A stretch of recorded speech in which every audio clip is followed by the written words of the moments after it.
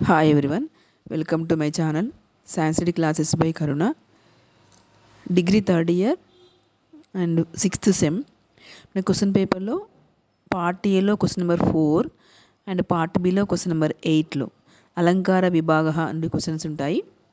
మనకు part A question number 4లో ఒక అలంకారం ఇస్తారు.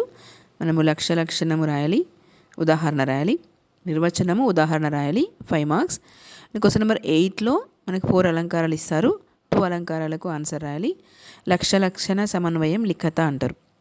2 అలంకారాలకి మనము శ్లోకం రాయాలి, నిర్వచనము, ఉదాహరణ, సమన్వయ రాయాలి.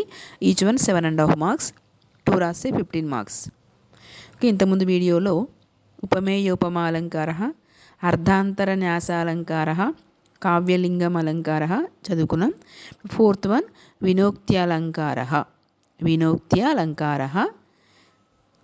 ఇక్కడ శ్లోకం, నిర్వచనం, ఉదాహరణం, సమన్వయం చదువుకోవాలి.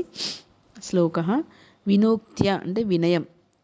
అల్పమైనది లేనప్పుడు కూడా మనకు వినయం లేకపోతే దాని విలువ తగ్గునో దాన్ని వినోక్త్యాలంకార అంటారు. అల్పము కానప్పటికీ కూడా దాని విలువ తగ్గినప్పుడు దాన్ని వినోక్త్యాలంకార అంటారు. శ్లోక వినోక్తి చేత్ వినా కించిత్ ప్రస్తుతం హీనముచ్యతే. వినోక్తి చేత్ వినా కించిత్ ప్రస్తుతం హీనముచ్యతే. నిర్వచనం ఎక్కడ అల్పమైనది లేనప్పుడు అప్రస్తుతమునకు విలువ తగ్గునో దానిని వినోక్త్యాలంకార అని అందురు. అల్పమైనది లేనప్పుడు అప్రస్తుతమునకు విలువ తగ్గునో దానిని వినోక్త్యాలంకార అందురు. Where the absence of something little then the present becomes inferior is called as vinoktyalankara. Where the absence of something little then the present becomes inferior is called as vinoktyalankara. ఉదాహరణ వినయ సంపదం వినహృద్య అపి సా విద్య అవధ్యా భవతి.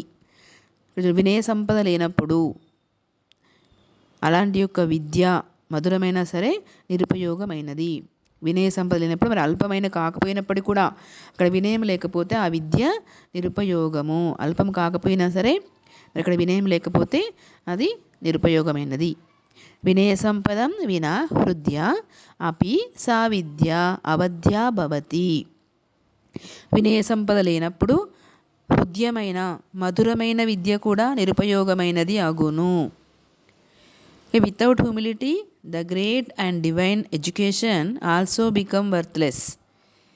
Without humility, వినయం లేనప్పుడు great గొప్ప విద్య కూడా మధురమైన విద్య కూడా worthless. Great and divine education also become worthless. ఇది మాకు వినోక్తి అలంకార. వినయం లేని విద్య వ్యర్థము, ఉపయోగం ఉండదు. ఇది వినోక్తి అలంకార. శ్లోక నిర్వచనం ఉదాహరణం సమన్వయ. మన ఇక్కడ ఉదాహరణని మనం సమన్వయం చేసి చెప్పాలి. మరి ఏ విధంగా వస్తుంది అది దాన్ని ఎక్స్ప్లెనేషన్ చేసి చెప్పాలి. సమన్వయ in the above sentence the present object is education. మనకు ఆబ్జెక్ట్ అక్కడ ఎడ్యుకేషన్. మరి ఎడ్యుకేషన్ మనము సమన్వయం చేసి చెప్పాలి. It is the very precious and great. Something little is the humility. The education becomes worthless. Without humility obedience even though studied well hence it is known as వినోక్తి అలంకార. మనం ఇంత చదువుకున్నప్పటికీ కూడా వితౌట్ ఒబీడియన్స్ వితౌట్ హ్యూమిలిటీ అంటే అది నాకు worthless. దాన్ని వినోక్తి అలంకార అంటారు. The education becomes worthless without humility obedience even though studied well hence this is known as వినోక్తి అలంకార. మనకు శ్లోక నిర్వచనం ఉదాహరణం సమన్వయ. పార్ట్ ఏలో నిర్వచనం రాయాలి, ఉదాహరణ రాయాలి, 5 మార్క్స్.